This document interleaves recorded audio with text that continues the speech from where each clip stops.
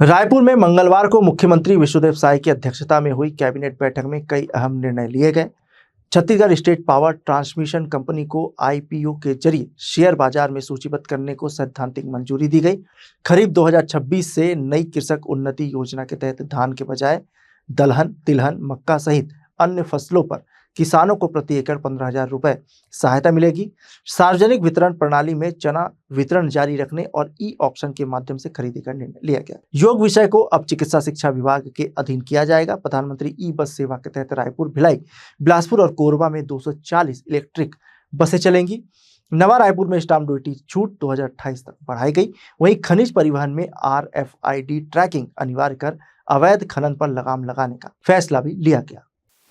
मुख्यमंत्री श्री विष्णुदेव साय जी की अध्यक्षता में यहाँ मंत्रालय महानदी में आयोजित कैबिनेट की बैठक में महत्वपूर्ण निर्णय लिए गए।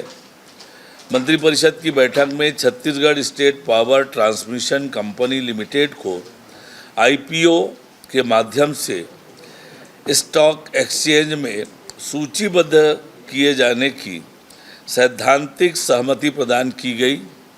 इस महत्वपूर्ण निर्णय से आम नागरिकों और निवेशकों को कंपनी की विकास यात्रा में भागीदार बनने का अवसर मिलेगा तथा कंपनी की वित्तीय क्षमता और पारदर्शिता को नई मजबूती मिलेगी।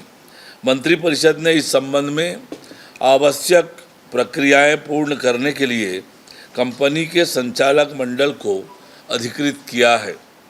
मंत्रिपरिषद ने खरीफ 2026 से कृषक उन्नति योजना के नवीन स्वरूप को मंजूरी दी है। राज्य सरकार द्वारा फसल विविधीकरण को बढ़ावा देने, किसानों की आय बढ़ाने तथा धान पर अत्यधिक निर्भरता कम करने के उद्देश्य से धान के स्थान पर अन्य खरीफ फसलें लेने वाले किसानों एवं दलहन, तिलहन, मक्का, कोदो, कुटकी, रागी तथा कपास की खेती करने वाले किसानों को प्रति एकड़ 15,000 रुपये आदान सहायता प्रदान करने का निर्णय लिया गया है। इस योजना का लाभ एकीकृत किसान पोर्टल, एग्रीस्टेक पंजीयन और डिजिटल क्रॉप सर्वे के आधार पर दिया जाएगा।